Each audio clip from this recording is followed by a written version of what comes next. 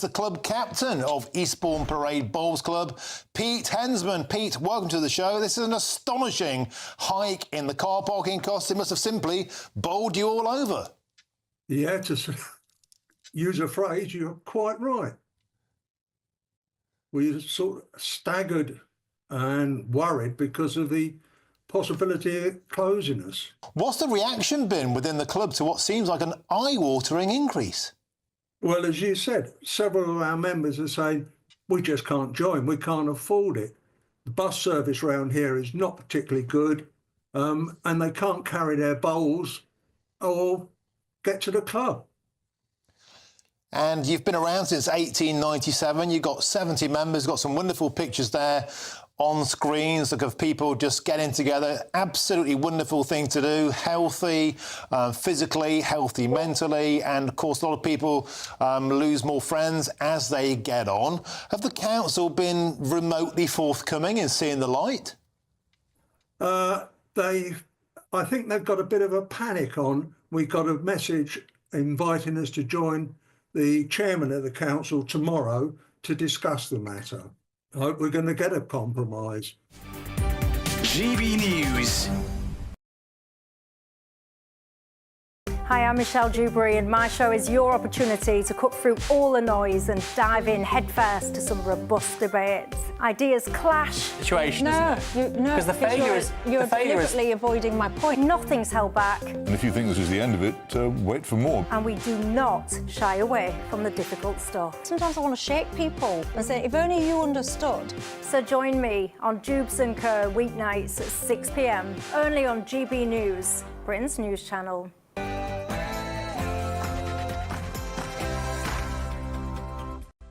Hello, it's 11 o'clock, which means it's time for tomorrow's newspapers tonight. Join us over the next hour to find out about Keir Starmer locking horns with the Sentencing Council because he thinks that they're two-tier. Imagine being two-tier for two-tier Keir. And police barged into a home and arrested some parents. What was their crime? Mildly criticising their child's school. And Labour are going to cost families £1,000 a year more. I mean, I guess they could fire some diversity consultants instead, but hey, they need the money. I'm Leo Kearse, and tonight's comedians are Jonathan Cogan and Nick Dixon. This is Headliners.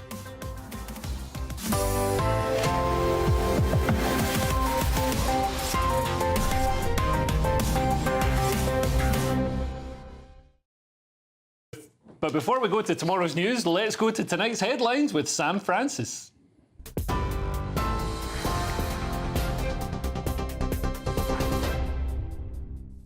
Very good evening to you. The top story tonight. Rescue teams are racing to find survivors after a powerful 7.7 magnitude earthquake struck central Myanmar, killing, we now know, at least 144 people.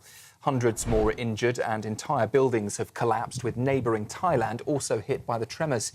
In Bangkok, an unfinished high-rise building crumbled, leaving 6 people dead and around 100 construction workers missing. Drones, sniffer dogs and diggers are now scouring the rubble for signs of life. With Myanmar under military rule since a coup in 2021, reliable information at this stage remains scarce. Here, the head of the government's counter-terror programme, Prevent, has stepped down today after a review criticised failures in the case of Southport killer Axel Rudakabana. Michael Stewart is understood to have left following findings that Prevent closed the case too early, despite multiple warnings and police calls. The report also said Rudakabana showed a real interest in terrorism, including researching school shootings. It also flagged missed chances to escalate his case to a more intensive stage of intervention. The Home Secretary has now announced a public inquiry into any missed opportunities to stop him. King Charles was seen in public today for the first time since a brief hospital stay linked to a temporary side effect from his cancer treatment. He was spotted waving to crowds earlier as he left Clarence House, heading for Highgrove for the weekend. The King cancelled a visit to Birmingham, though, and meetings with ambassadors on medical advice, but is said to be feeling better. The palace described it as a minor bump in the road and says he hopes to resume duties next week. In other news, controversial sentencing rules that sparked a two-tier justice row are staying in place. The Sentencing Council's rejected pressure from the Justice Secretary to scrap guidance, letting judges consider ethnicity when punishing offenders. Well, speaking to us here on GB News earlier today, the Prime Minister said that advice should be changed. Here's what he had to say to our political editor, Chris Hope. Well, look, I'm disappointed in this response, and the Lord Chancellor is obviously continuing to engage on this, and we're considering our response. And, you know, all options are on the table, but I am disappointed at this outcome, and now we'll have to consider what we do as a result. And WHSmith is vanishing from the high street after more than 2 centuries, as all of its 480 shops are snapped up in a £76 million deal. They'll be rebranded as TG Jones, with 5,000 staff moving to its new owners. WHSmith isn't disappearing completely, though. It's keeping its airport and train station branches open, but for town centres, it is the end of the road. After 230 years, the WHSmith sign is finally coming down. Terrible news. Those are the latest headlines. Plenty more still to come right here with Headliners. For the very latest GB News direct to your smartphone, sign up to News Alerts by scanning the QR code or go to gbnews.com/alerts.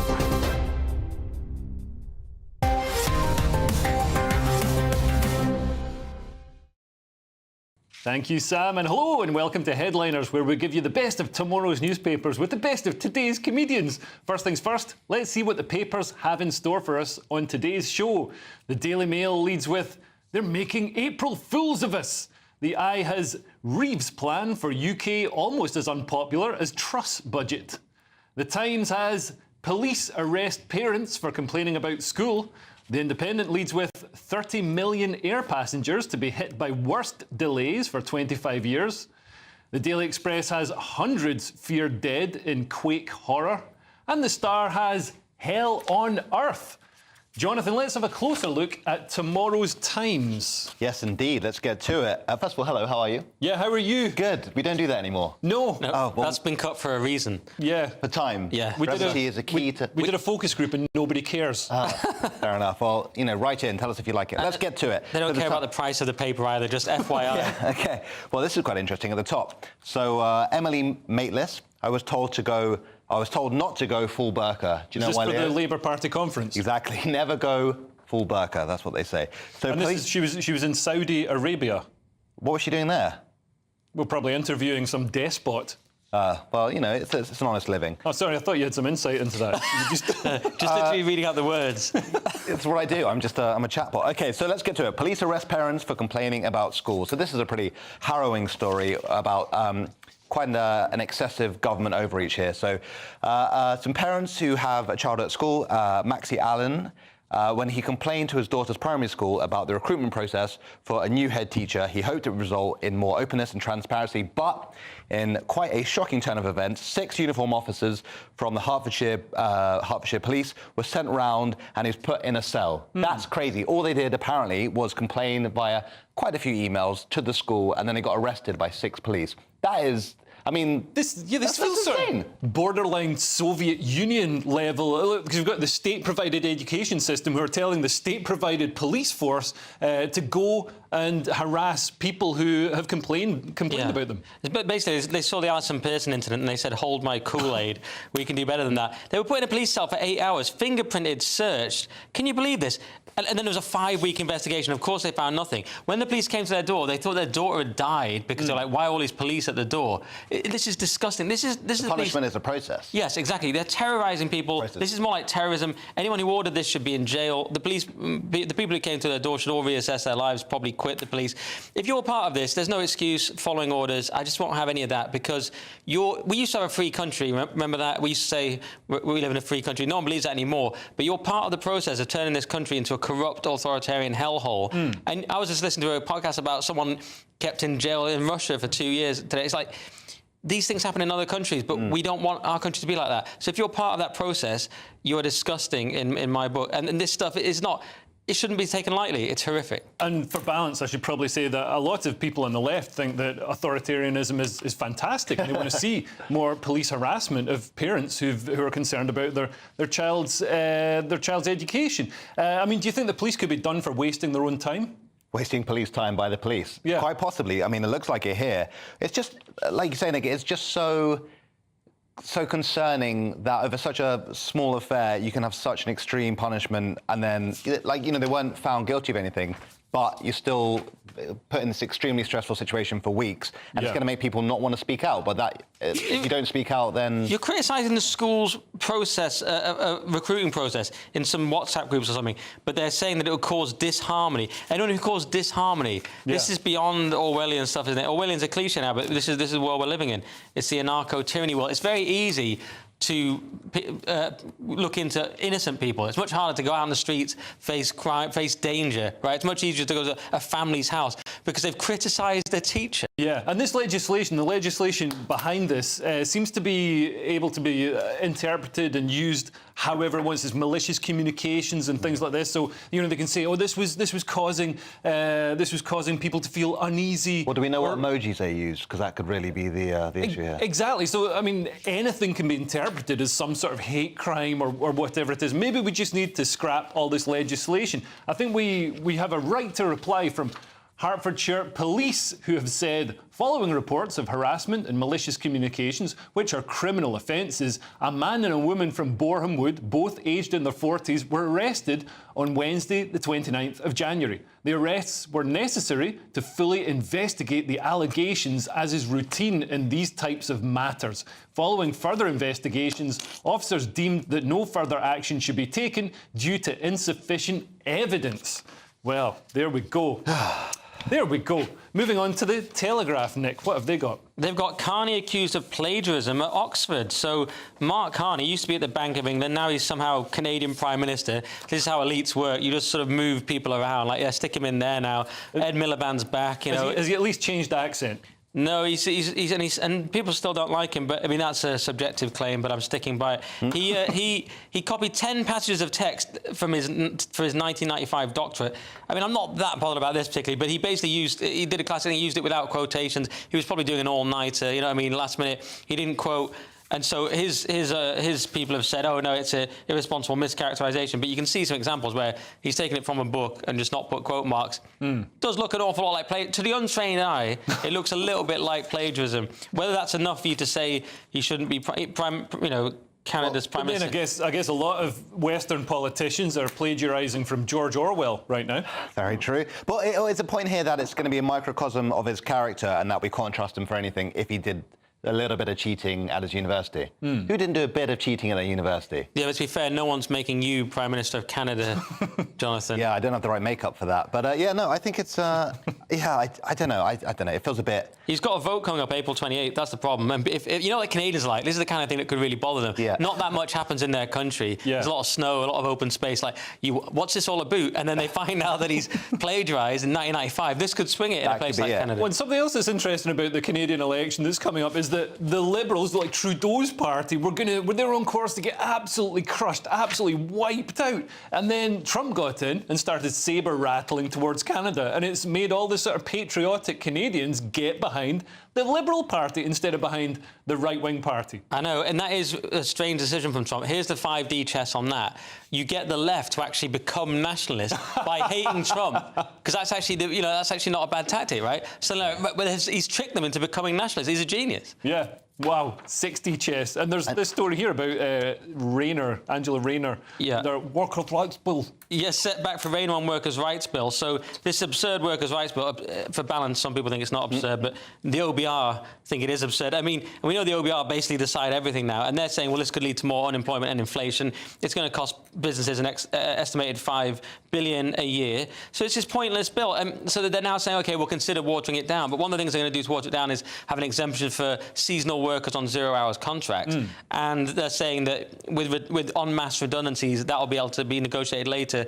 But it doesn't say anything about whether they're going to reduce the power of the unions. That was the bit I was worried about. They're just letting unions do anything they want in this bill, but it doesn't say anything about that being watered down. That's the bit I actually want to see watered down. Because I guess that Labour have got a big incentive to do what the unions say, since the unions give them so much money. Very true. And just one more point from this front page. We have Cressida boners, which is something I got today when I saw her. So, yeah.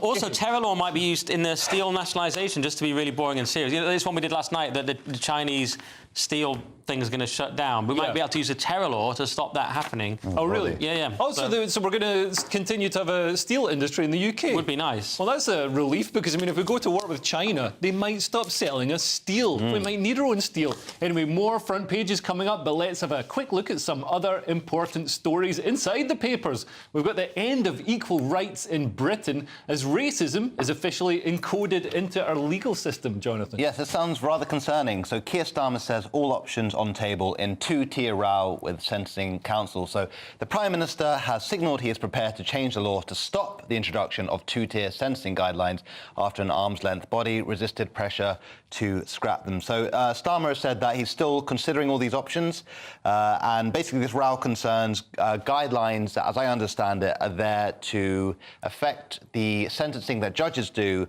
when considering who they are actually sentencing. So basically, there's meant to be legislation here saying that if a person is from a certain ethnic group or a religion or background, that this should be factored in to their sentencing, which to me seems the absolute opposite of just. It's like the whole point of a civilized society is that fundamentally people are equal and should be held under the law equally. Yeah, this is the opposite of what Martin Luther King was talking about when he said judge people based on the content of their characters. This is explicitly judging them on the colour of their skins. So white men are going to get a harder time being sentenced than black people, women, Muslims. Yeah, it's apartheid in Britain coming on Tuesday, coming soon. Not an April Fool's joke. This is real. If we have this, we're not a country anymore. Labour have to quash it or the whole thing's over. Presumably they will. I mean, who knows why this body is allowed to have this kind of power? It's completely absurd. Why should if you're a white man, why should you even pay the same taxes if this goes through, or a Christian? Why should the social contract's completely broken? Yeah. We all know you're discriminated against already in any job listing, in just about any area of life now. You can do what you want to white men. Occasionally, someone gets revenge and sues the police, the Cheshire Police, for example, and wins a case. White people are routinely, especially white men, discriminated against. This would enshrine that in law. Yeah, and it still goes on. I mean, this is open, blatant anti-white racism. I mean, for balance, I should say that lots of people like anti-white racism, but also the precedent they're setting means that if a party gets into power, or if it gets into the establishment with the opposite opinions, they can make it pro-white racism. So the precedent that's being set is absolutely disgusting. These rules always seem to be used against people eventually. You can get them into law and they'll come back and bite you. So. Absolutely, that's something. So let's look forward to that. No, let's not have it. Let's not have this. Well, we've got the Telegraph now with more anarcho-tyranny as Starmer released a man who killed the same day, but he didn't tweet any opinions, so Labour still see it as a massive success. I've literally written anarcho-tyranny at the top of my piece of paper. So it's prisoner released early by Labour, killed man the same day. And the reason it's such a pure example of anarcho-tyranny is, of course, because these prisoners people went to prison who had tweeted things, as you point out, about didn't like children getting stabbed, for example, in the country. They went to prison. So these people came out. Liam Matthews was one of them. He killed someone hours later, someone called Lewis Bell, apparently over a drug dispute. They jumped this guy, stabbed him, horrific stuff. What did they think was going to happen? They must have known things like this were going to happen. Not this specific one, but very much things like this. How could it not happen? It's two-tier releasing. Yeah, you release violent criminals. What is going to happen? And what makes it worse is, this wasn't to make space for members of Tren Aragia who'd just shot up a shopping centre or something. This was to make space for people like Lucy Connolly, who's a housewife and mother who did a naughty tweet during the riots because she was angry about what was happening. It was the Facebook grannies law. You send them to jail so these killers can get out. And Southport is bizarrely seen as a good moment for Keir Starmer. Every article I read, although we got a boost from Southport, he handled Southport well. No, he didn't. It was one of the lowest moments in our history. It was disgusting. And this was a big part of it. Go on. I sometimes wonder with things like this if it's actually done just to mess with people. Like, look at the insane stuff we're going to do just to show you we can, because it's such a poor decision. Is it done on purpose, or is it just a lack of foresight? I don't know. It's too. He was shocked we didn't have prison capacity. I believe that. Our prisons are a joke.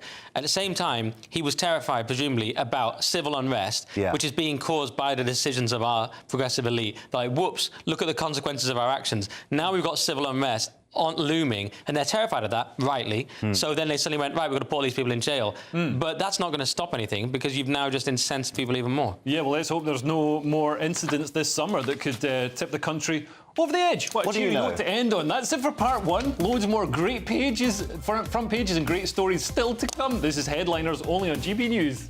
Take care.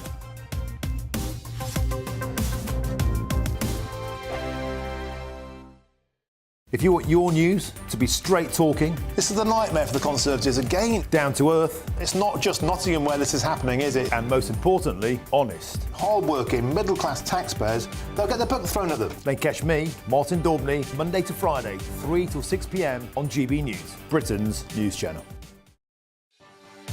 Martin Daubney, weekdays from 3 p.m.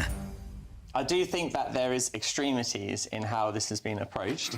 With, you know, you can't eat kebabs anymore. The Climate Change Committee isn't talking about banning meat.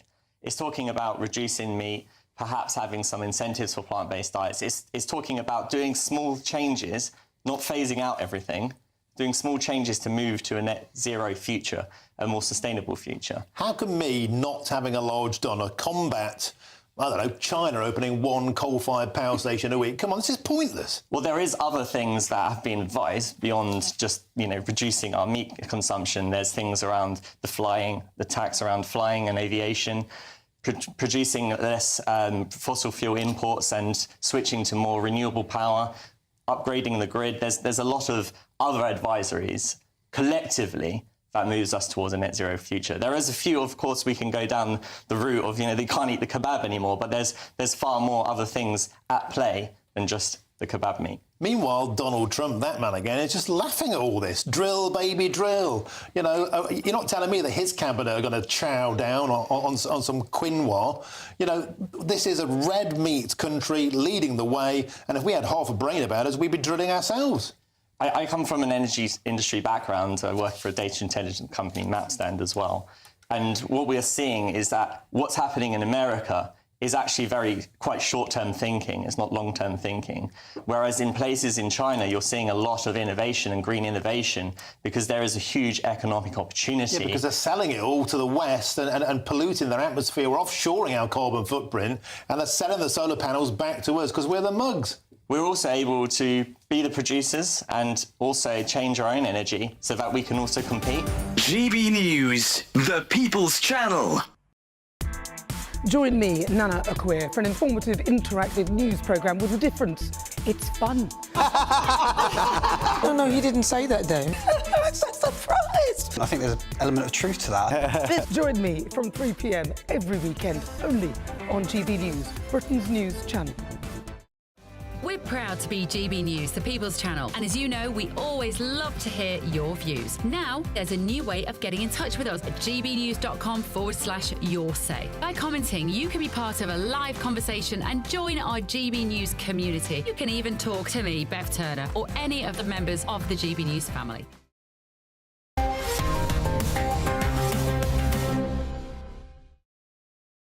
Welcome back to Headliners, and let's go to gbnews.com/yoursay for a couple of your comments. Catherine Blatchley says, Nick's right. It's another disgusting abuse of power. Thank you. I'm not sure what is, but yeah, she says Nick's right. You hosting. And Roy Russell says, we need a fair system for all, not for black or white, all for all. How very egalitarian. Arrest him. Yeah, don't give the government ideas, Jonathan. Anyway, Jonathan, let's have a look at some more front pages. What's on the cover of the Mail? Daily Mail. OK. They're making April Fools of us. Labour's tax raid and soaring household bills to cost families £1,000 a year more from next week. So this is bad news for people who like having money.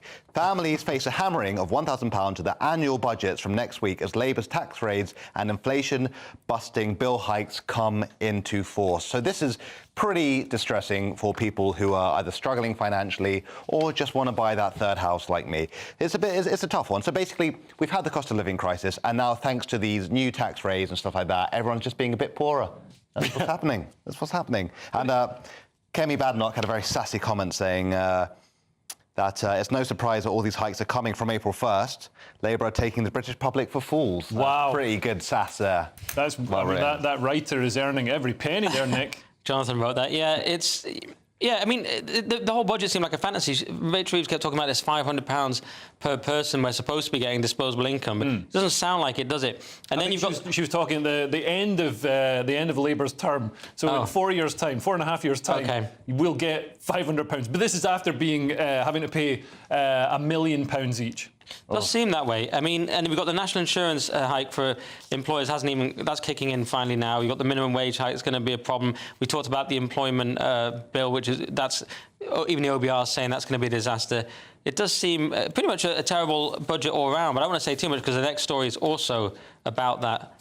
Well, yeah, let's move on to that, Nick, with Reeves' plan for UK, almost as unpopular as Liz Truss's budget. I know, and the Truss budget has been absolutely rinsed by Labour, hasn't it? Like, crash the economy, all that sort of thing, which didn't really crash the economy, but that's what they've claimed. They go on and on about it. But now, half the public opposed this week's spring statement, nearly as high as the 55% who rejected Liz Truss's mini-budget. So it's almost as bad. 41% believe the new policies will leave their household worse off.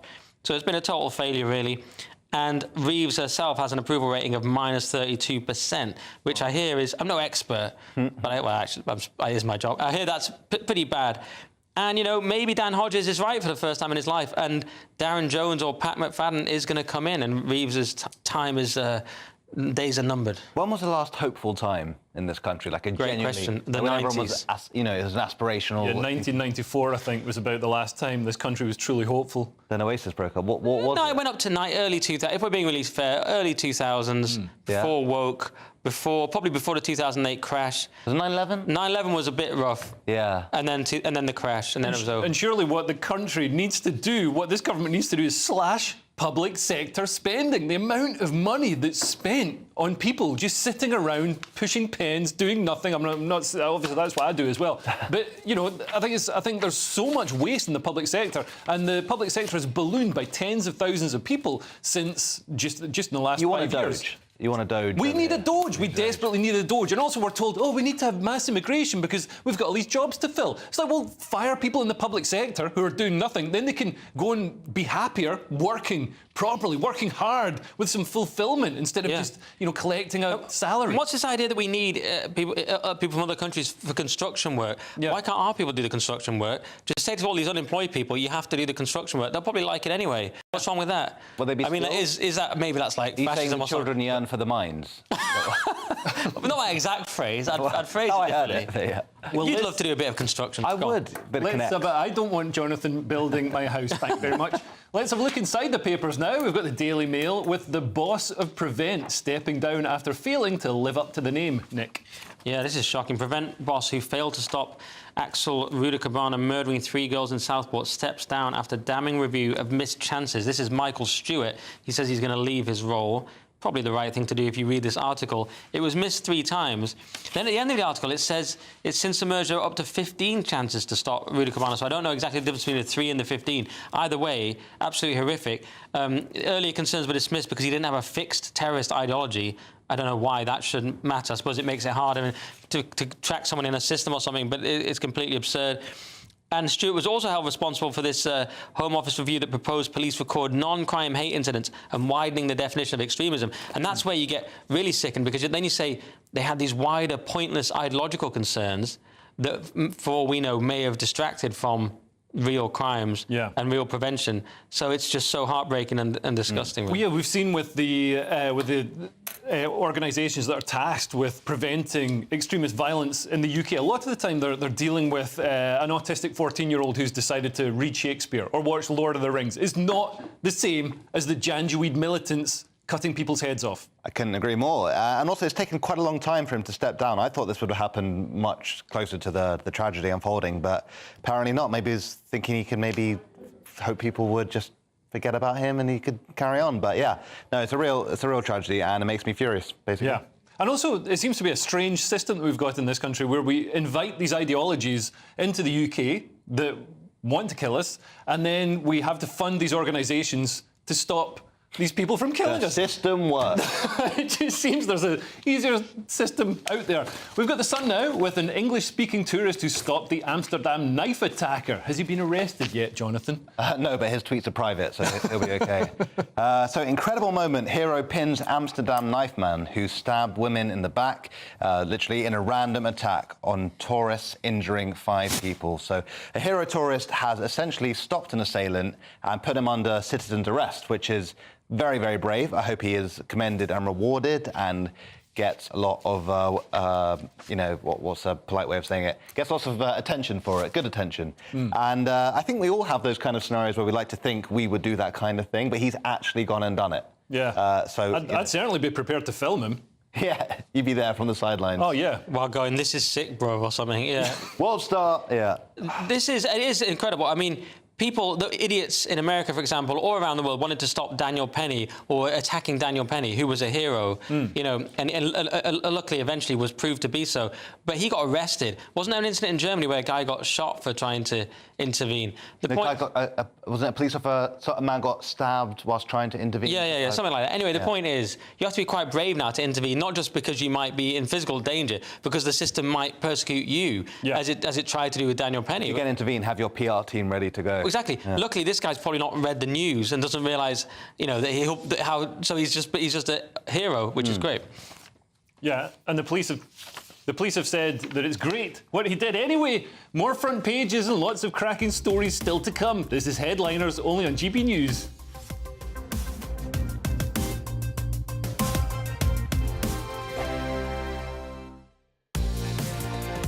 Mornings don't have to be tiresome, especially if you have the right company. Wake up to news as it happens, opinion and debate, and of course, a little bit of entertainment too. Because when the kettle's on, we're on. That's Breakfast on GB News, a show worth waking up for.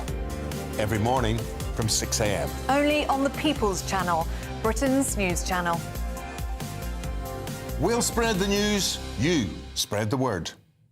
Hi, I'm Michelle Dewberry, and my show is your opportunity to cut through all the noise and dive in headfirst to some robust debates. Ideas clash. Situation, because the failure is you're deliberately avoiding my point. Nothing's held back. And if you think this is the end of it, wait for more. And we do not shy away from the difficult stuff. Sometimes I want to shake people and say, if only you understood. So join me on Dubes & Co. weeknights at 6 p.m, only on GB News, Britain's news channel. We're proud to be GB News, the People's Channel. And as you know, we always love to hear your views. Now, there's a new way of getting in touch with us at gbnews.com/your say. By commenting, you can be part of a live conversation and join our GB News community. You can even talk to me, Bev Turner, or any of the members of the GB News family. If you want your news to be straight talking, this is the nightmare for the Conservatives again. Down to earth. It's not just Nottingham where this is happening, is it? And most importantly, honest. Hard-working, middle-class taxpayers, they'll get their book thrown at them. Then catch me, Martin Daubney, Monday to Friday, 3 till 6 p.m. on GB News, Britain's news channel. The royal family is an enduring symbol of tradition, unity and pride for Britain. At GB News, we celebrate what makes this country great. In our new Royal Newsletter series, you can join me, Cameron Walker, for Inside the Palace, an exclusive look every week that takes you beyond the gates and brings you the very latest from those at the heart of the monarchy. Never miss a royal moment again. Sign up now. Go to gbnews.com/royal newsletter and get the latest straight to your inbox. I'm Christopher Hope. From pop stars to politicians, I'll interview anybody in a pub who's got a political opinion. Join me every Friday on Spotify, Apple Podcasts, YouTube or gbnews.com, or wherever you get your podcasts. This is GB News, the People's Channel. Exciting news. Every Friday, my Patrick Christie's Tonight Show is going to have a twist to it. We're welcoming some special guests. You.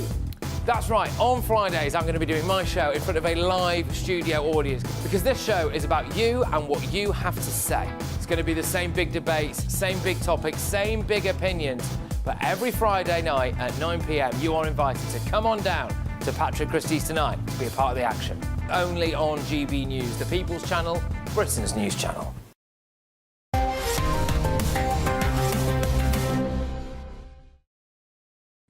Welcome back to Headliners. Let's go to gbnews.com/YourSafe for a couple of your comments. So this says, Leo, please get Nick to tell us the prices of the newspapers. An anxious nation needs to know. That's from an L. Schaefer. Great Not point. Sure who that could be. £2.30 to subscribers at Times, £4 to normals. Is this good?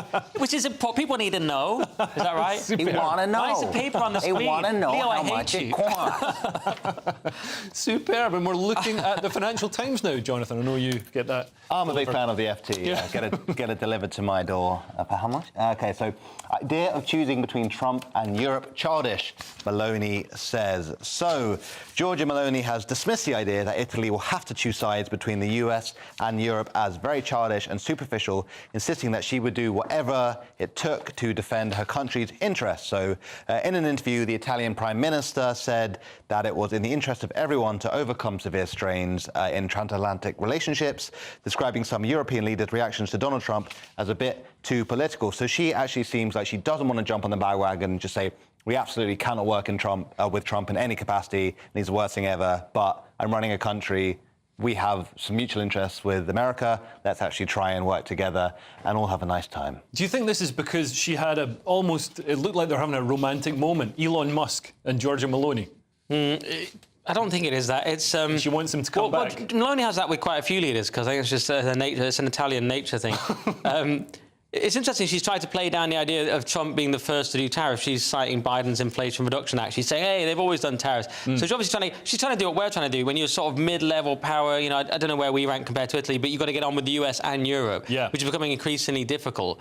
You know, because they've gone very militant, haven't they, with the tariffs thing, getting revenge and stuff. We don't want to do that. Italy doesn't want to do that. So this is where you're at. You're sort of trying to balance these impossible things. Yeah, and they've also got this story here that you touched on before about British Steel's Chinese owner wanted £1 billion in state support for the Scunthorpe site, which I understand is going to be closed down.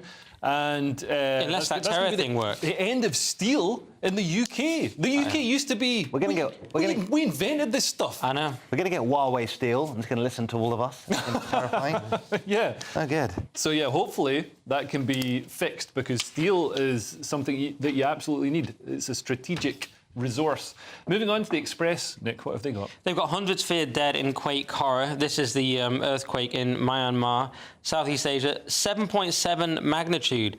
So more than 140 people killed, at least 730 injured. And there's not really much we can add about that on a show like this, except to say that it's a very unfortunate event. Nothing we can really... Yeah, no, a horrific tragedy. And I've spoken to friends in Thailand. Steve, good to speak to you today and find out that you and T weren't affected. But one thing that I noticed is a lot of people were filming the swimming pools on the tops of skyscrapers just breaking open and the water cascading down onto the street. And I am never going in one of those rooftop swimming pools again. That would be the worst. And I'm never leaving the country again, so it's all covered. Yeah. And I got nothing. Carry on. OK. Well, moving on to the inside of the papers, we've got The Guardian now with Stonewall banning LGBT conversion practices, although somehow I doubt this will include transitioning, Jonathan. You could be right. So Stonewall will fight to ban all LGBT conversion practices, says new chief. So the new head of Stonewall has pledged to fight for a ban on conversion practices that includes every member of the lesbian, gay, bi and trans community. And also, and he said that the progress of Labour's bill may be exploited by those pursuing global attacks on LGBTQ rights. So as I understand it, they consider conversion therapies to be any kind of practice that isn't perhaps gender-affirming care.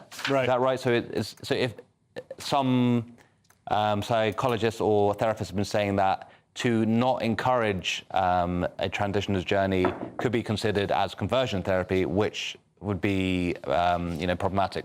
But then other people say that encouraging people to transition is conversion therapy because you're converting them away from being a gay person to being somebody who's the other gender and is having sex with the people they would have had sex with anyway. What's interesting here is 10% of people have experienced exorcism practices. Wow, that's higher than I thought. I'd have said 8 or 9. That is quite high. It does happen. It does happen. The demons are out there. Yeah, this thing is that, obviously parents are worried about you won't be allowed to have exploratory conversations. That's always been the concern. Just saying you're sure about this, basically. But he's of course saying that won't happen, and the conversion practice just means saying you're bad, you're wrong, and you need to change. But do you really believe it won't be abused? I mean, does anyone seriously believe that at this point? Yeah, and also my friend, he managed to sort of convert himself away from homosexuality by being discharged from prison. So it can work. Can happen. We've got The Guardian now, and Trump's latest public sector cut is to cut the guilt and shame out of museums, Nick. Yeah, it's Trump executive order on Smithsonian targets funding for improper ideology. I mean, that phrase does sound a little bit sort of communist, doesn't it? But he's absolutely right. I mean, it's divisive anti-American ideology, he calls it, because they've been taken over by wokeness, as everything else has, and they have things that depict white culture as harmful and oppressive. They promote the view that race is a social construct, lots of stuff like this. He also hinted they might bring back some of those statues, Confederate-era statues and so on, which would be good, actually, because someone complains here, and this is a Democrat representing Texas, Jasmine Crockett, and she says you cannot erase our past. But they've tried to erase the past of the South. That's something that's always been contentious. Yeah. It doesn't. If you want to, should you really melt down a statue of Robert E. Lee? He was a person who existed, significant historical figure. Yeah. I'm against all that kind of thing, as they are in the towns where that happens. Well, you have that bumper sticker saying the South will rise again, which I've always wondered what that meant. Yeah, because the South's like the North in England, so I just naturally empathise with them. They're my guys. And when you honk your car horn, it goes. But yeah, this is somewhere we're suffering from in the UK as well, as the next story is going to talk about. But this is a real ideological thing that we're seeing through the public sector and propagated in museums. This anti-whiteness and anti-Westernism and anything that gave rise to the greatest civilization in the world, the Western civilization, is just derided and sneered at, and we're told it's horrible. Well, it's the long march through the institutions, and it's like everything else that will come for museums. And yeah, because I guess if you're taught to be proud of your country's history, then it's a lot harder to, challenge the narratives and dismantle it, I suppose. All these communists that are doing this, they're all skinny. Why don't we just get them in a headlock and tell them to stop? I've watched those Proud Boys versus Antifa videos. That's basically what happens. Yeah, that's exactly what I was referencing. Well, we are moving on to the Daily Mail now, with London's museums this time ordered to tackle whiteness. Do these museums know who actually goes to museums? Jonathan? Yeah, it's not a too dissimilar story here. So London Museum urges staff to challenge problem of whiteness in new workplace diversity drive. So the London Museum, which is actually a pretty cool museum, has urged staff to address the problem of embedded whiteness, the worst kind, as part of a diversity drive. So the publicly funded museum, focused on the history of London, has basically created a leaflet to help staff challenge their embedded whiteness. And embedded whiteness? I know. I mean, you're just like... That's on my bed machine.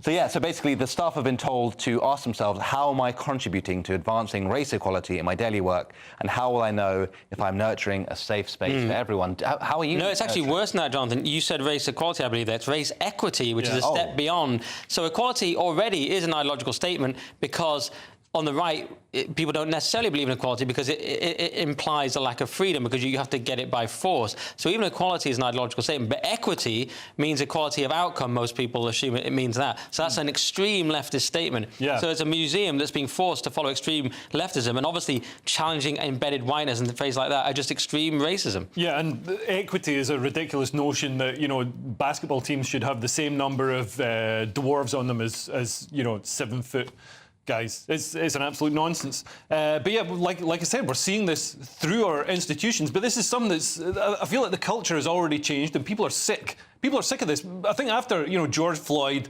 died from all that fentanyl and having a cop stand at him or whatever, that, and that moment, and then in the months after that, people were like, yeah, let's have equity. Yeah. And now... people are pushing back on this anti-white racism. There does seem to be a cultural shift for this kind of thing. Like my parents will know about, people who aren't chronically online know about this stuff and they're sick of it. So there really does seem to be a change. I guess this is like the kind of death throes of it. And it's woke North Korea again. We're the last ones doing it. Have these people not read the Snow White reviews? Woke is over. You know what I mean? Why are we the last place doing it in the world? Good question. John, it's rhetorical. It was a rhetorical question, yeah. Do we have to do some sort of statement for the museum? So I've got to give they've been contacted for a statement, but they... Why are we so fair these days? We never used to be. But they haven't given us one. But I've got to take back what I said about George Floyd. So I'm not sure exactly what I said that's untrue, but yeah, I apologise to George Floyd. Anyway, final few front pages in a second and some more great stories. This is Headliners, only on GB News.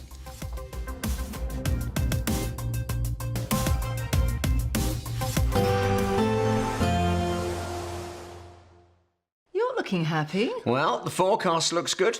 So you've sorted the travel insurance then? All Clear Travel Insurance sponsors GB News Travel Destinations Forecast. Unsettled weather across central parts of the Mediterranean with heavy showers and possibly some thunderstorms. But after all, the rain across Spain and Portugal turning much drier here, and with plenty of prolonged blue skies too as the Azores highs stretches across Spain and Portugal. But as we move our way further east, heavy showers, some longer outbreaks of rain, and this could turn heavy with some hail and thunder. Now into next week, it's turning a little bit brighter, more sunshine around, and feeling a little bit warmer too, with the best of the temperatures across Tenerife. All Clear Travel Insurance sponsors GB News Travel Destinations Forecast. Hi there and welcome to the latest update from the Met Office for GB News. Sunshine and warmth return next week with high pressure building, but for the time being the weather is very changeable. Showers ease overnight with some clear spells, but further rain from a weak system will turn up from the west during Saturday. Here's the high that will arrive from Sunday. For the time being, it is extending somewhat towards the UK, helping to kill off those showers, but some showers remain for the north and west of Scotland. Patchy cloud here and thickening cloud ahead of the aforementioned weather front across Northern Ireland. So generally frost-free with the breezy and cloudier conditions in the northwest. Otherwise, with lighter winds and clear skies extensively. Temperatures dipping to 3 Celsius typically and a little below in some parts of southern UK. But that's where the brightest blue skies would be as we begin Saturday. Yeah, it'll be a fresh feel first thing if you're out and about, but you'll feel the warmth from the sun early on, I suspect. Northern Ireland, that thicker cloud already in place. And for much of western Scotland, already at this stage, it is raining. Some showers for the Northern Isles, still some sunshine for the east and south of Scotland. But it's not going to last, unfortunately, if you are keen to view the partial solar eclipse. Don't forget to view it safely. But I think for Scotland and Northern Ireland, not much chance as the cloud thickens here. Likewise for Northern England and parts of Wales. The eclipse takes place between 10 a.m. and midday. But for much of central and eastern and southern England, I think there's a decent chance. Plenty of sunshine continuing. And still warm enough in the southeast by the afternoon with that sunny shine, but cool elsewhere. A cool start to Sunday, a blustery start as well, particularly for the north and east of the UK. But it's at this point that higher pressure is beginning to build, so the wind eases through the day, sunshine develops widely, and we keep that sunshine going throughout much of next week. As a result, temperatures are going to rise up to the low 20s by Thursday. Join me, Nana Akwe, for an informative, interactive news programme with a difference. It's fun.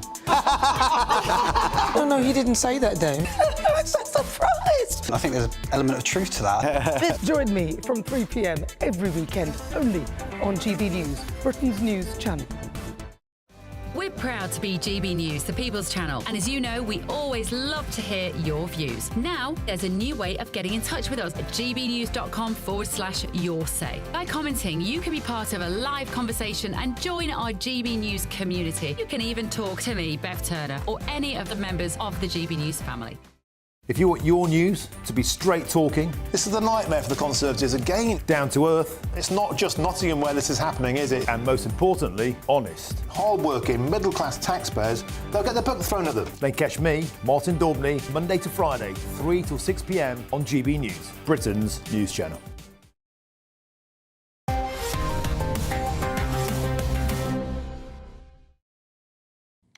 Welcome back to Headliners, and let's have a look at the front page of the Star, Jonathan. Yeah, this is a way to kick off the lighter section. Another terrible rendition of what's happened in Southeast Asia, hell on earth. Obviously very tragic, very sad. Looks like it's a high death toll, but I mean, just hopefully it can be, as many people found alive as possible. I mean, what can I say? Well, yeah, really? they say the death toll is likely to top 10,000. Oh, God. And I've seen plenty of footage that's been shot from inside high-rise buildings, and yes, it's crazy. The buildings are swaying, crashing into each other. In one instance, the sort of bridge connecting two skyscrapers fell away, and the two skyscrapers were banging into each other. So that's another thing. I'm never going in. I'm never going on one of the bridges that connects two skyscrapers. Wow, I didn't know they were saying 10,000 predicted. That's horrific. Yeah. Awful. Well, moving on, we've got the Sun, Nick. The Sun has a bizarre story. It's Haaland gave alien whiplash.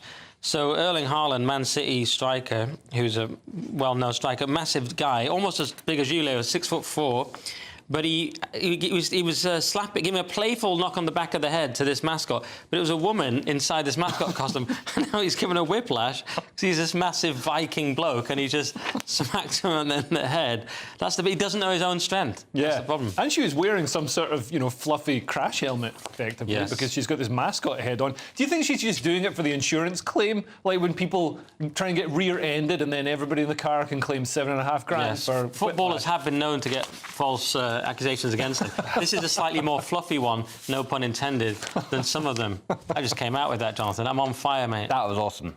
Thanks. I didn't hear it, but it was great. It was all right. Oh, it was okay. So she's a furry fan fave called Cops? A professional furry. Professional furry. Look, it's an honest living, as they say. Yeah. I don't know. I mean, some women do worse for money. Anyway, we've got The Independent now, and when Orwell wrote 1984, I don't think even he thought we'd buy the surveillance cameras ourselves, Nick. Yeah, it's why you could soon be wearing a Chinese voice logger that records everything you say and do. These are life recorders that are being invested in by the big AI players, and they're tiny, wearable, 24/7 voice loggers that record everything you say. What a terrible idea. It's the end of truth. I mean, where can you say the real stuff? And it just records it and transcribes it, like when you've done a podcast or something. That's quite useful and transcribes it all for you. I don't want everything I say being transcribed. Some of the stuff Jonathan said in the break, getting put in prison with this system. I was being ironic. The AI doesn't know that, Jonathan. It only knows truth. It only knows literalism. And it'll put you in prison.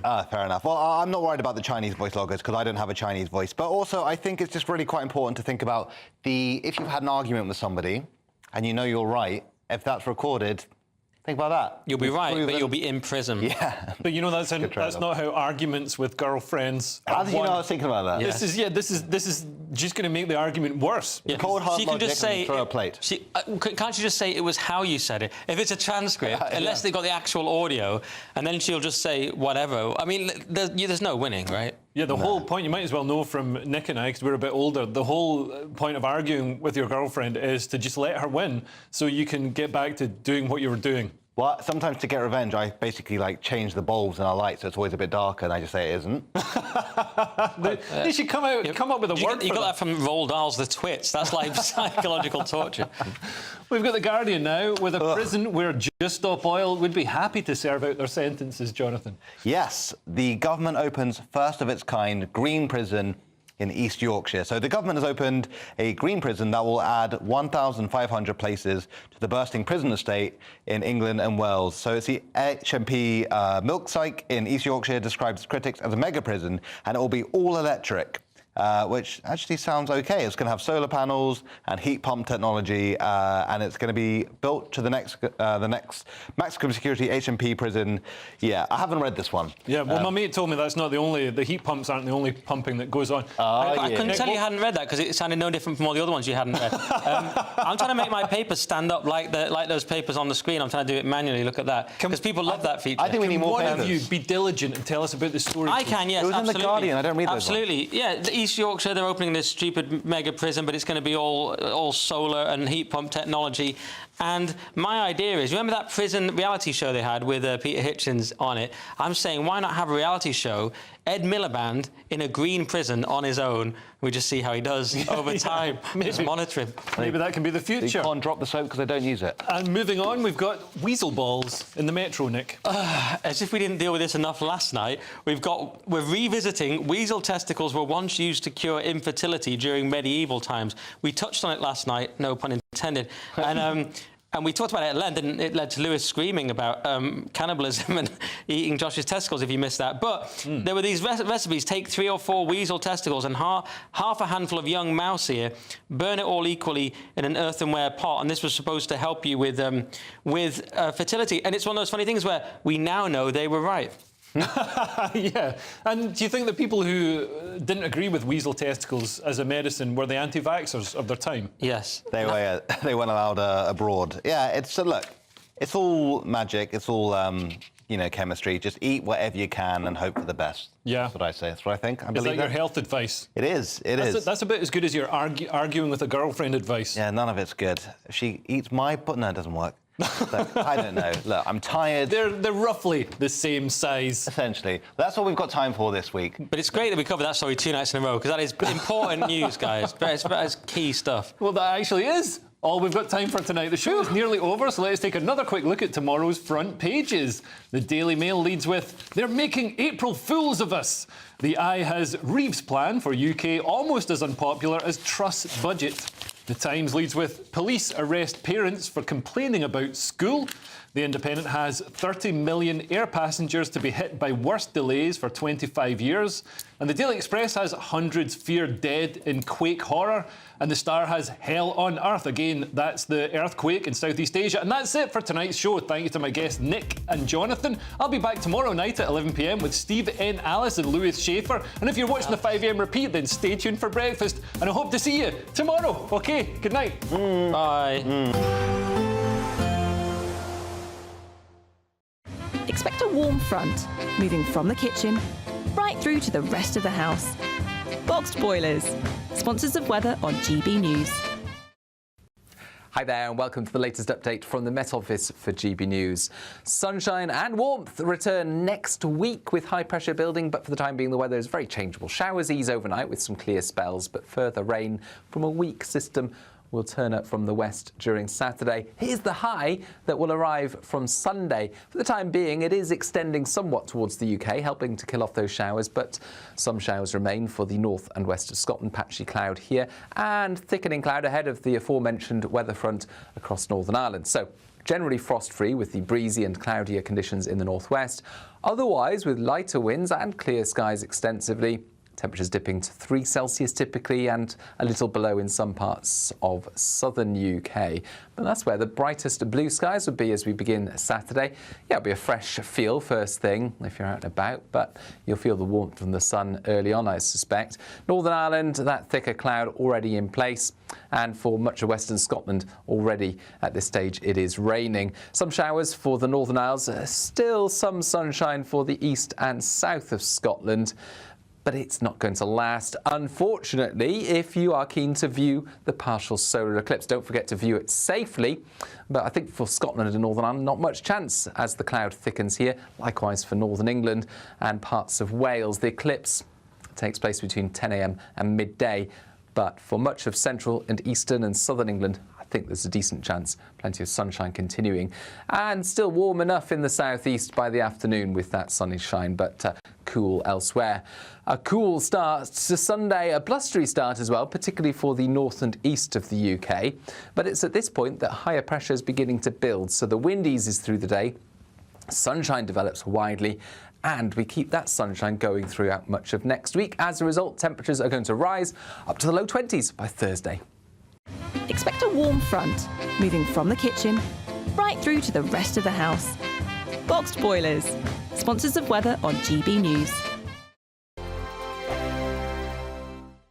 It's the final week to see how you could spruce up your spring, as we have an incredible £17,777 in tax-free cash to be won. And if that wasn't enough, we'll also give you the latest Mulberry handbag, and not one, but 2 sought-after designer watches. Make sure you don't miss out, as lines close on the 4th of April. For another chance to win the lot, text cash to 63232. One entry costs £2 plus 1 standard network rate message, or text bonus to 63232. 5 entries cost £5 plus 1 standard network rate message. Go to gbnews.com/win. Entries start from just £2. Call 0903 681 3232. Calls cost £2 plus your network access charge. Or post your name and number to GB12 PO Box 8690 Derby DE1 9TT. UK only. Entrants must be 18 or over. Lines close at 6 p.m. on the 4th of April. Please check the closing time if listening or watching on demand. Good luck. Mornings don't